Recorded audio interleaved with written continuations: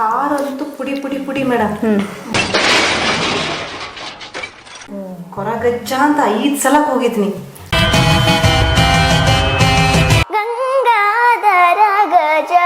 ಬದುಕಿ ಬಂದಿದ್ದೀವಿ ನಾವು, ಇಲ್ಲಿ ಕೂತ್ ಮಾತಾಡ್ತೀವಿ ಅಂದ್ರೆ ಆ ಕೊರಗಜ್ಜನ ನಮ್ಮನ್ನ ಕಾಪಾಡಿದ್ದು. ಗಗರದಬ್ಬರ ಮಣ್ಣಗ ಆಧಾರ ಎನ್ನ ಸ್ವಾಮಿ ತನಿಯ ಫಸ್ಟ್ ಲಿರಿಕ್ಸ್ ಕೈಯಲ್ಲಿರುತ್ತೆ ಅಲ್ವಾ, ಅದು ಕೇಳ್ತಾ ಇರ್ಬೇಕು. ಕೇಳ್ತಾ ರಿವೈಸ್ ಮಾಡ್ಕೊಳಕ್ಕೆ ತುಂಬಾ ನಿಮಿಷ ಬೇಕು. ಮಾಡೋದ್ರಲ್ಲಿ ಪಲಾವ್ ಸಖತ್ ಇಷ್ಟ. ತಲೆಗೆ ಒಂದೊಂದು ವರ್ಡು ತಲೆಗೆ ಹೋಗ್ತಾ ಇರುತ್ತೆ, ಆಗ ಫುಲ್ ಬಂದ್ಬಿಡುತ್ತೆ. ಹೌದಾ? ಆಲ್ಮೋಸ್ಟ್ ನಾನು ಒಂದು 4 ಸತಿ ಪ್ರಾಕ್ಟೀಸ್ ಮಾಡೋದು. ರಮಣ ನಿನಗೆ ನಮೋ ನಮೋ.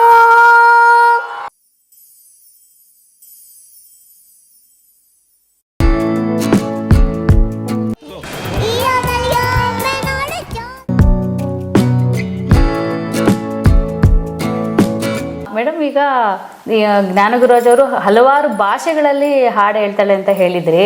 ಅದರಲ್ಲಿ ಕೊರಗಜ್ಜ ಸಾಂಗ್ ತುಳುವಲ್ಲಿ ಹಾಡಿರೋದು ತುಂಬಾನೇ ಫೇಮಸ್ ಆಗಿದೆ. ಸೊ ಅದು ಹೇಗೆ ಮೇಡಮ್?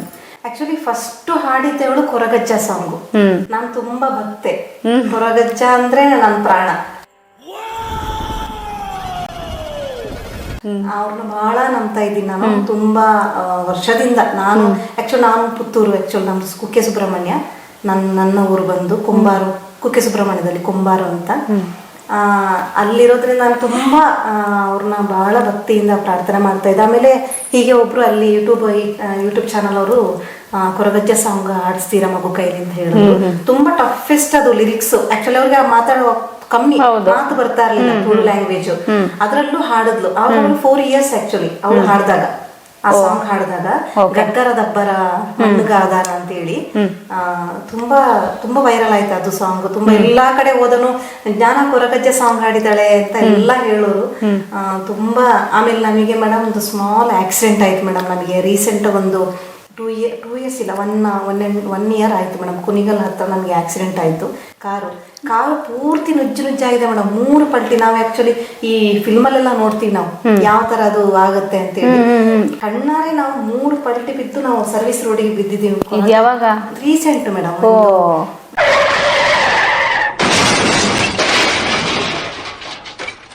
1 year ಆಗ್ಲಿಲ್ಲ. ಕಾರಂತೂ ಪುಡಿ ಪುಡಿ ಪುಡಿ ಮೇಡಮ್.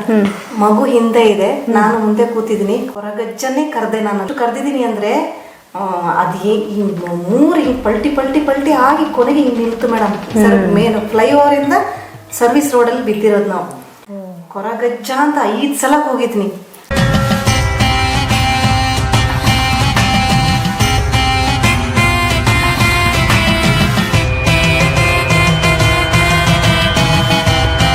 ಮೇಡಮ್ ಒಂದು ಚೂರು ಏಟಾಗ್ಲಿಲ್ಲ ನನಗಾಗ್ಲಿ ಮಗುಗಾಗ್ಲಿ ಡ್ರೈವರ್ಗೆ. ಒಂದು ಚೂರು ಏಟಾಗಿಲ್ಲ ಸರ್. ಕೊರಗಜ್ಜ ಅಂತ 5 ಸಲ ಹೇಳಿದ್ರೆ 5 ಸಲ ಅಜ್ಜ ನಿಲ್ಸು ಕಾರಣ ಅಂತ ಜೋರಾಗಿ ಹೇಳಿದೆ ನಾನು.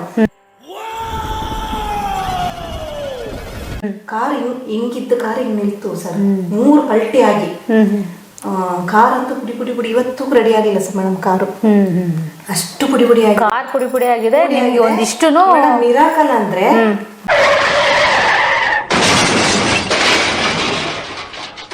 ನಾನು ಉಲ್ಟಾ ಬಿದ್ದಿದ್ದೀನಿ, ಇವಳು ಹಿಂದೆ ಮಲಗಿದಾಳೆ ಮಗು. ಇವಳು ಮೇಡಮ್ ಹಿಂಗೆ ಬಂದು ಡ್ರೈವರ್ನ ಕರ್ಕೊಂಡಿದ್ದಾಳೆ, ನನ್ನೂ ಕರಿತಾ ಇದ್ದಾಳೆ ಮೇಡಮ್. ಇದು ಯಾವ ತರ ಅಂತ ಗೊತ್ತಿಲ್ಲ. ಇವಳು ಮಗು ಇವಳಿಗೂ ಏನಾಗಿದೆ, ಇವಳು ನಿಮ್ಗೆ ಎಬ್ಬರಿಸ್ತಾ ಇದ್ದಾಳೆ. ಒಂದು ಸ್ಮಾಲ್ ಸ್ಕ್ರಾಚ್ ಸಮೇತ ಆಗ್ಲಿಲ್ಲ. ನನ್ನ ಕೈಗೆ ಮಾತ್ರ ಒಂದು ಸ್ವಲ್ಪ ಏಟಾಯ್ತು ಅಷ್ಟೇ. ಒಂದು ಚೂರು ಏಟಾಗ್ಲಿಲ್ಲ ಮೇಡಮ್. ಅದು ನಿಜವಾಗ್ಲೂ ನಾನು ನಂಬಿರೋ ಕೊರಗಜ್ಜನ ನಮ್ಮನ್ನ ನಿಜ ಕಾಪಾಡಿದ್ರು. ನನ್ಗೆ ಅಲ್ಲಿ ಬಂದಿದೆ ಬಾಯಿಗೆ. ನಾವೀಗ ಆಲ್ಮೋಸ್ಟ್ ಏನಾದ್ರು ಅಮ್ಮ ಅಂತೀವಿ. ನಾನು ಅವತ್ತು ಕಾದಿದ್ದೆ ಕೊರಗಜ್ಜ ಅವ್ರನ್ನ.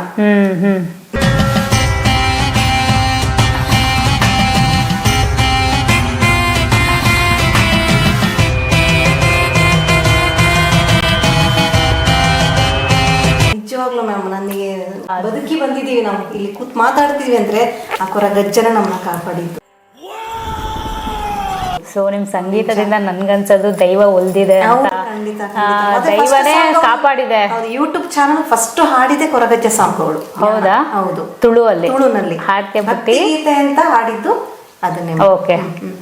ಗಗ್ಗರದಬ್ಬರ ಮಣ್ಣಗು ಆದರೆ ಎನ್ನ ಸ್ವಾಮಿ ತನಿಯ ಮೋನೆದ ಐಸಿರಕ್ಕೆ ಪುಲ ಸಿಂಗಾರ ಸ್ವರ್ಣ ಮಣ್ಣ ಭಯ ಗಗ್ಗರದಬ್ಬರ ಮಣ್ಣಗು ಆಧಾರ ಎನ್ನ ಸ್ವಾಮಿ ತನಿಯ ಮೋನಿದ ಐಸಿರಕ್ಕೆ ಪುಲ ಸಿಂಗಾರ ಸ್ವರ್ಣ ಮಣ್ಣ ಭಯ ಭಕ್ತಿದ ಆಂಗದಿದು ಬಂಗೋದ ತಾಂಗ ಅದು ಧರ್ಮೋದ ತಾದಿ ತುಡರ್ ದಂಟೆದಾದಯ ಭಕ್ತಿದ ಆಂಗದಿದು ಬಂಗೋಗ ತಾಂಗ ಅದು ಧರ್ಮೋದ ತಾದಿ ತುಡರ್ ದಂಟೆದಾದಯ ಗಗ್ಗರದಬ್ಬರ ಮಣ್ಣಗು ಆಧಾರ ಎನ್ನ ಸ್ವಾಮಿ ತನಿಯ ಮೋನಿದ ಐಸಿರಕ್ಕೆ ಪುಲ ಸಿಂಗಾರ ಸ್ವರ್ಣ ಮಣ್ಣ ಭಯ. ತುಂಬಾ ಚೆನ್ನಾಗಿದೆ ಜ್ಞಾನ. ಲಿರಿಕ್ಸು ಅಷ್ಟೇ ಮೀನಿಂಗ್ಫುಲ್ ಆಗಿದೆ ಅಲ್ವಾ, ತುಂಬಾ ಚೆನ್ನಾಗಿದೆ. ಇದು ಕೊರಗಜ್ಜ ಸಾಂಗ್.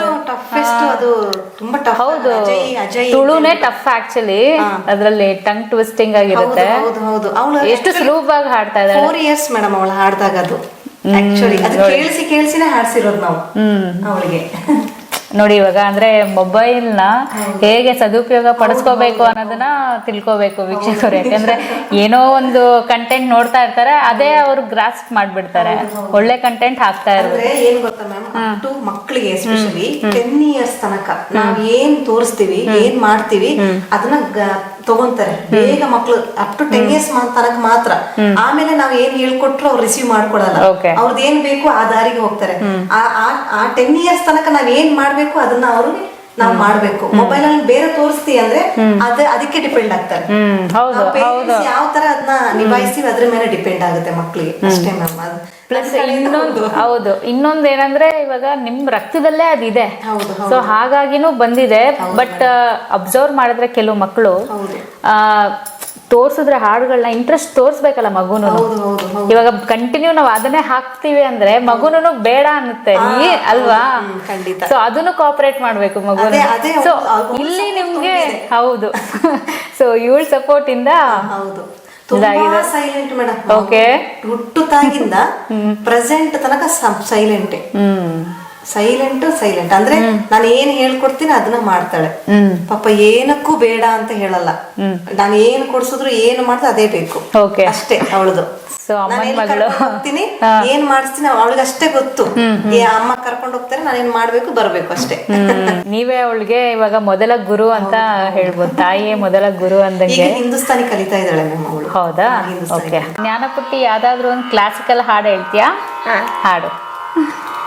ಚಂದ್ರಚೂಡ ಶಿವ ಶಂಕರ ಪಾರ್ವತಿ ರಮಣ ನಿನಗೆ ನಮೋ ನಮೋ ಸುಂದರತರ ವಿನಾಕಧರ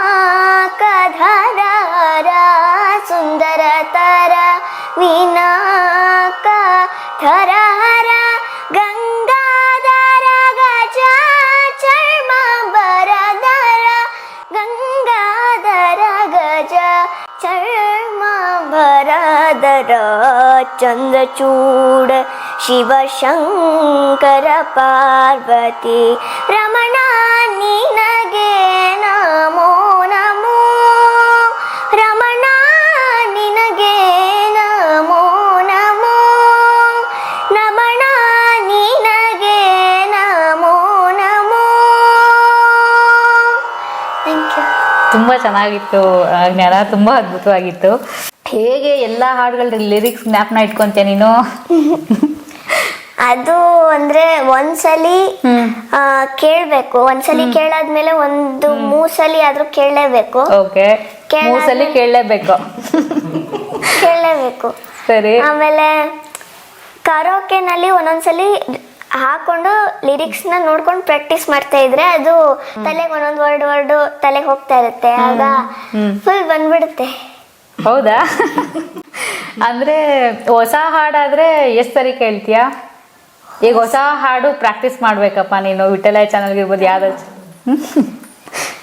ಇವಾಗ ಹಳೆ ಹಾಡಾದ್ರೆ 3 ಸರಿ ಪ್ರಾಕ್ಟೀಸ್ ಕೇಳಲೇಬೇಕು. ಹೊಸ ಹಾಡಾದ್ರೆ ನಿಂಗೆ ಲಿರಿಕ್ಸು ಹೊಸದು, ಎಲ್ಲ ಹೊಸದು. ಅವಾಗ ಲಿರಿಕ್ಸು ಹೊಸದು, ಎಲ್ಲ ಹೊಸದು ಅಂದ್ರೆ ಫಸ್ಟ್ ಕೈಯಲ್ಲಿ ಲಿರಿಕ್ಸ್ ಇರಬೇಕು. ಸರಿ. ಆಮೇಲೆ ಕಳ್ಸಿರ್ತಾರಲ್ವಾ ನೋಟು, ಅದನ್ನ ಕೇಳಿಸ್ಕೊಂತ ಅದ್ರ ಮೇಲೆ ಹಾಡ್ತಾ ಹೋದ್ರೆ ಹಂಗೆ ಪ್ರಾಕ್ಟೀಸ್ ಆಗ್ತಾ ಹೋಗುತ್ತೆ. ಅಲ್ಲಿಂದ ಎಷ್ಟು ಸರಿ ಪ್ರಾಕ್ಟೀಸ್ ಮಾಡ್ತೀಯಾ? ಎಷ್ಟು ಸತಿನಾ? ಆಲ್ಮೋಸ್ಟ್ ನಾನು ಒಂದು 4 ಸತಿ ಪ್ರಾಕ್ಟೀಸ್ ಮಾಡೋದು. ಹೊಸದಂದ್ರೆ 4 ಸರಿ ಸಾಕು, ಬಂದ್ಬಿಡುತ್ತೆ. ನಿಂಗೆ ಯಾರು ಇಷ್ಟ ತುಂಬಾ, ಅಪ್ಪನ ಅಮ್ಮನ? ಇಬ್ರು. ನಿಂಗೇನು ಫೇವ್ರೆಟ್ ಫುಡ್ ಯಾವುದು? ಫೇವ್ರೆಟ್ ಫುಡ್ ಅಂದ್ರೆ ಫೇವ್ರೆಟ್ ಫುಡ್ ಅಂತ ಬಂದಾಗ ನಂಗೆ ಎಲ್ಲ ಇಷ್ಟ. ಹೌದಾ?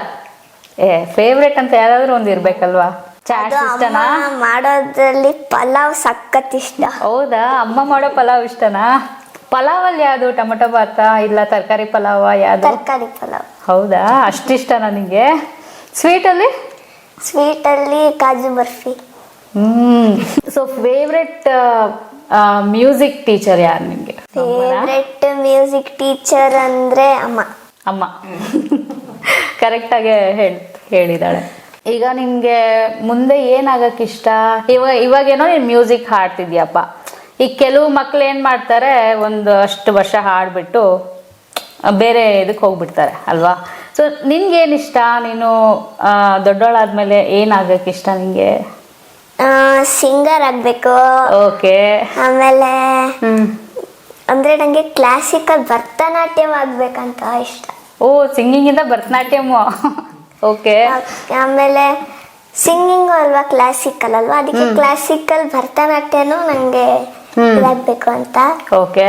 ಹಾಡಿದ್ಯಾ ಯಾವಾಗಾದ್ರೂ ಭರತನಾಟ್ಯಂ? ಹಾಡಿಲ್ಲ, ಬಟ್ ಇಷ್ಟ. ಹೌದಾ? 15 days ಇಂದ ಕೇಳ್ತಾ ಇದ್ದಾಳೆ.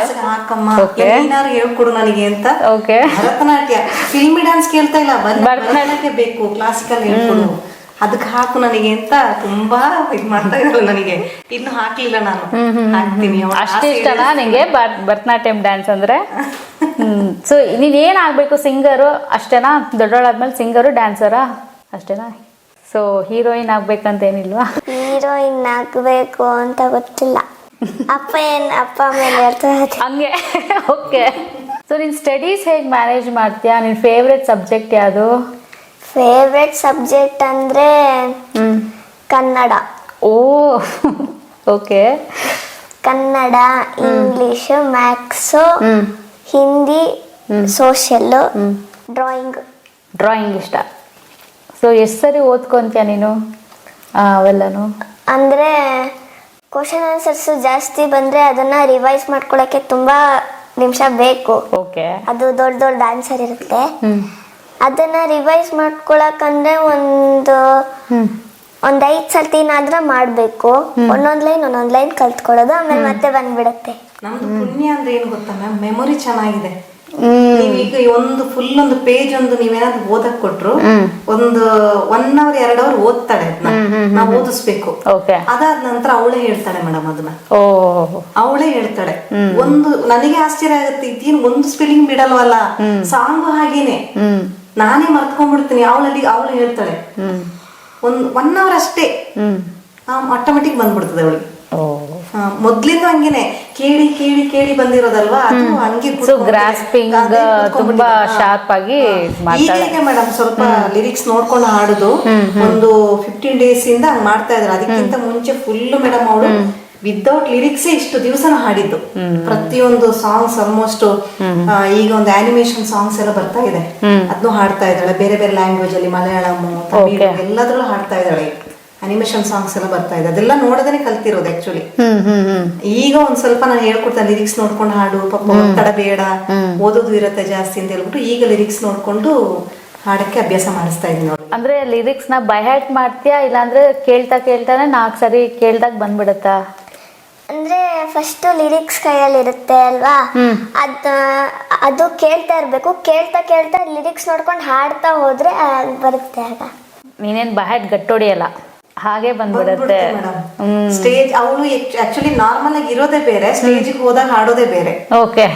ಅದು ಇವಾಗ ನೋಡುದಲ್ಲ, ಇಲ್ಲಿ ಮಾತಾಡೋದೇ ಬೇರೆ, ಮೈಕ್ ಕೊಟ್ಟಾಗ ಹಾಡೋದೇ ಬೇರೆ. ಓಕೆ. ಗಂಗಾಧರ ಗಜ ಚರ್ಮ ಭರದರ ಚಂದ್ರಚೂಡ ಶಿವ ಶಂಕರ ಪಾರ್ವತಿ ರಮಣ